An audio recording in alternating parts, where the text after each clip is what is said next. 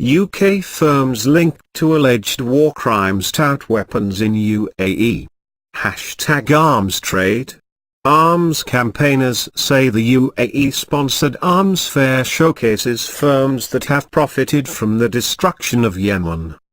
Major British weapons manufacturers linked to alleged war crimes in Yemen have been touting their products at the Middle East's biggest arms show in the United Arab Emirates, to the dismay of opposition politicians and human rights campaigners.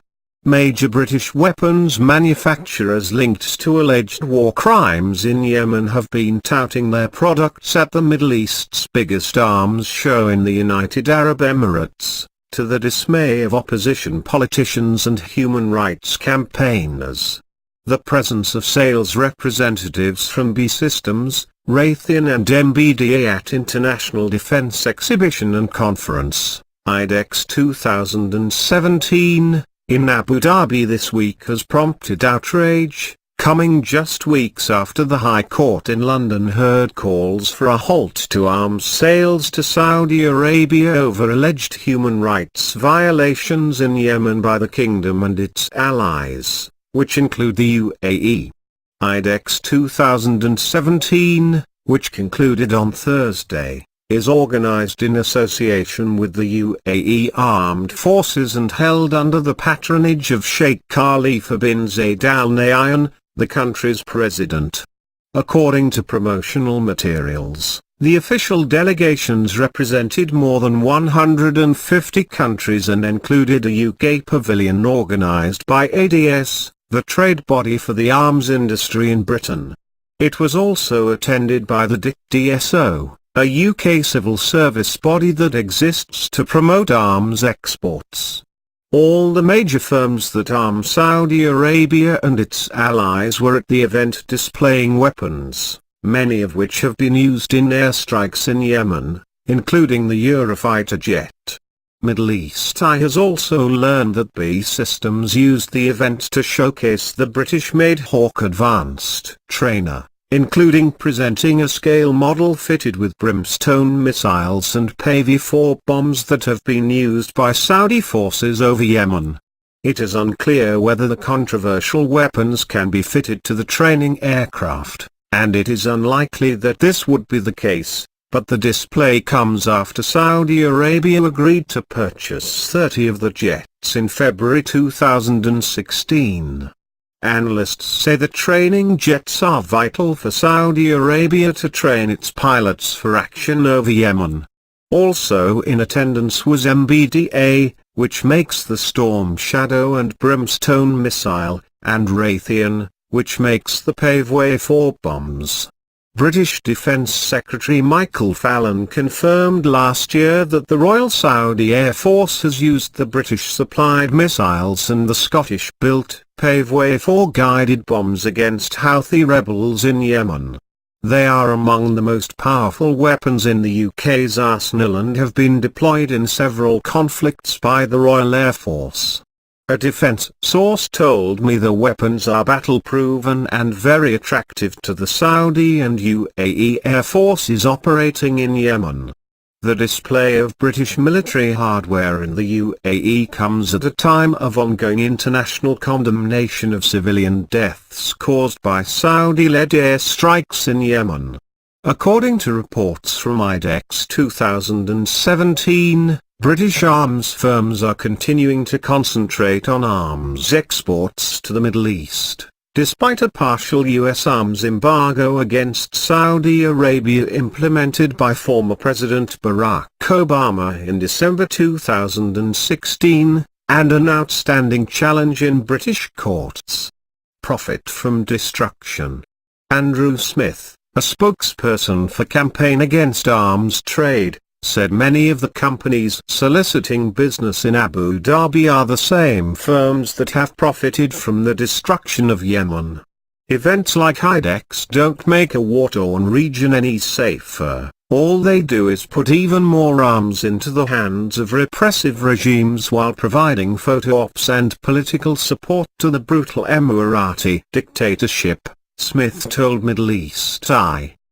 B Systems, Raytheon and MBDA have repeatedly said they comply with all UK and US legislation governing arms exports to the region. They also say that their weapons are guided or precision munitions and are designed to help avoid civilian casualties. Nonetheless, the role of British arms companies at the event has prompted renewed calls for a halt to arms exports to Saudi Arabia, this time coming from the Liberal Democrats. Tom Brake MP, the opposition party's foreign affairs spokesperson, told me, "The weapons on display at IDEX, many of which have been deployed by the Saudi-led coalition in Yemen to murderous effect, must serve as a chilling reminder to the UK government of its obligation to suspend arms sales to Saudi." Campaigners have also raised concerns that a British government minister was sent to speak at the event. Despite claims of human rights violations, the UK's Minister for Defence Procurement, Harriet Baldwin MP, told journalists and delegates at the show that she was proud to lead a delegation of almost 100 UK companies.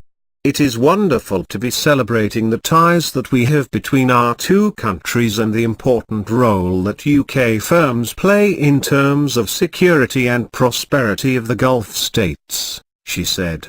Saudi Arabia and its allies, including the UAE, have received logistical and intelligence support from the US, the UK and France in their battle against the Houthis and forces loyal to former Yemeni President Ali Abdullah Saleh since March 2015.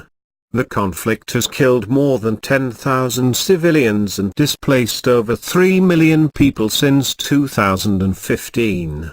The UK's military commitment to the region was on show at IDEX 2017 in the form of HMS Penzance, a Sandown-class minehunter, which attended the show.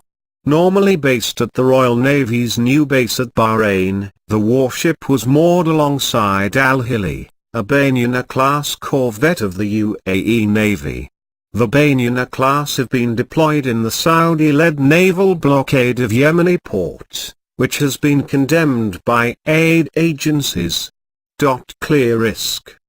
The conflict, aerial attacks and a blockade imposed by the coalition have triggered a humanitarian disaster, leaving 80% of the Yemeni population in need of aid. Amnesty International and Oxfam have repeatedly called for a halt to the blockage of Yemeni ports by Saudi-led forces. Lucy Wake, Amnesty International UK's government relations manager, said IDEX comes at a time of huge concern over the clear risk that UK weapons could be used to carry out serious breaches of international humanitarian law in the war in Yemen. "We're not against the arms trade where it's conducted with proper safeguards, but we have real concerns about the UK's current licensing procedures," she told me. Campaigners have been quick to point out that one of the biggest contracts publicly announced at the show was a $350 million deal for US arms manufacturer Raytheon, which makes the paveway for guided bomb used in Yemen, to supply munitions to the UAE Air Force and the UAE Air Defence Force. British firms at the show included SC Group, which was displaying its new Jackal 2 off-roader, the HMT 400 Desert. The firm hopes to export the vehicle to the UAE to serve in the kingdom's Presidential Guard. The Jackal 2 is well known in the UK, whose army used it in the British Army in Afghanistan and Iraq. Labour MP Andy Slaughter, a former shadow human rights minister, said there is terrible logic behind the growing role of the UK in supplying weapons to Gulf countries. The more active the GCC becomes in military action, from civil repression in Bahrain, to military action Yemen and Syria, the more they need a range of armaments and the more the UK can do to develop a market, Slaughter told me. Having very wealthy purchasers in a volatile area is nothing new, but the greater offensive role they are playing is.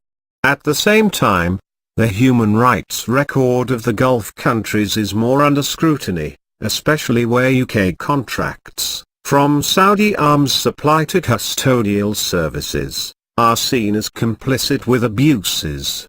On Wednesday, Raytheon said it intends to focus on the region in spite of the US suspending an arms deal with Saudi Arabia, affecting some of its sales. We intend to continue to comply with rules and regulations and work with countries, and figure out the best possible way to answer their needs, supply them with capabilities while never ever putting into question our support and compliance with US requirements, John Harris, the chief executive of Raytheon International told The National.